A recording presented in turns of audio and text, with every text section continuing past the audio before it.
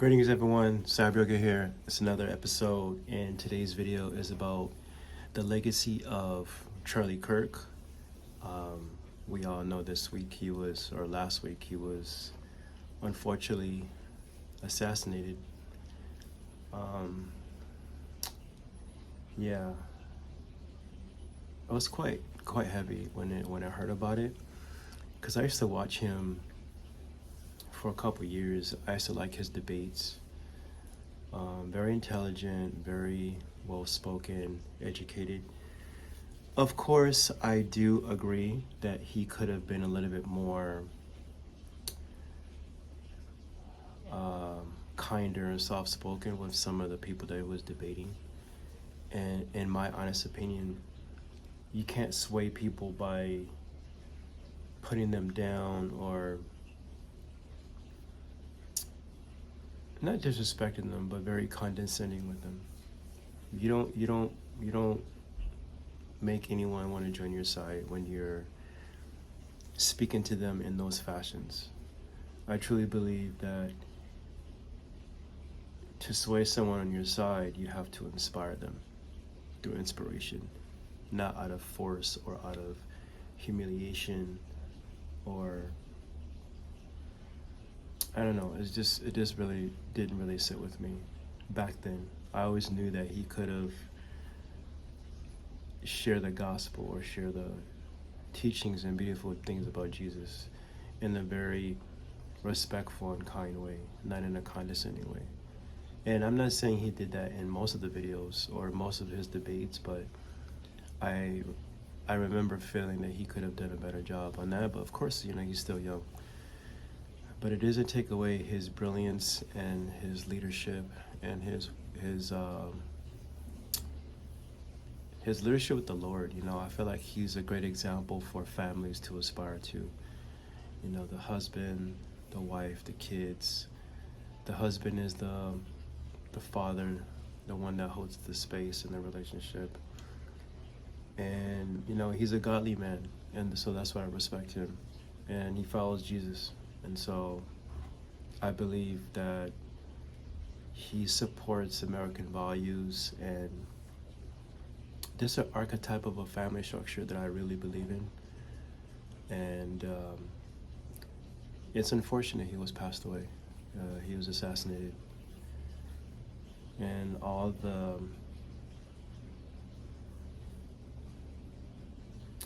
I guess the politics around that is a whole nother topic. But in my opinion, I feel like by him becoming his transition fueled a whole new generation,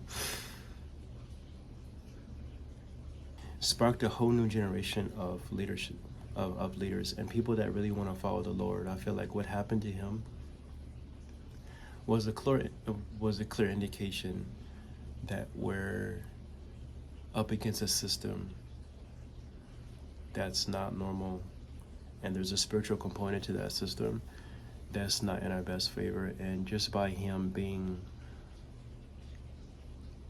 terminated or assassinated on live television in front of everyone as an example was a clear indication of where we are. But I believe his transition sparked a whole new seed of leadership for the U.S. and a lot of people that believe in the Lord. So I think it was, unfortunately, he was a martyr. He died for what he believed in religion. So I believe, it's wifey, I believe that this is all by God's design, that his passing will fuel more leaders and more soldiers for Christ to inspire many. I never really do videos about people that are assassinated or murdered. My channel is really bent on more wellness and positivity. I stay out of politics and all that, but I felt something with his passing. And ironically, I was watching his videos. I don't know, I just came across his videos and thought they were very insightful, entertaining. And you see both sides. And his message was, instead of not communicating, let's learn how to have a dialogue. Even if we don't agree on things, we can have a dialogue. And when there's a dialogue, then at least there's a conversation. And that sparks something. And I believe in that idea that instead of not talking, you can have a peaceful debate about topics, about religion and sex, class, financial, whatever. And I believe that things get resolved when you have communication. So it's my thoughts. I think he's a brilliant person, very educated. No one is perfect. You know, I've heard some things too that I don't really necessarily agree with from him, but no one is perfect. You know, we're not here to, no man, no woman is perfect. And so what I'm understanding is that a lot of people are highlighting the negativity versus the positivity of what he was spreading. And you know, the media can flip it and twist it their own way, but I think at the end of the day, the world would not be rejoicing a person if he didn't have some kind of power or any kind of divine leadership. And I think that's what a lot of people, majority of the people, felt from him, divine leadership.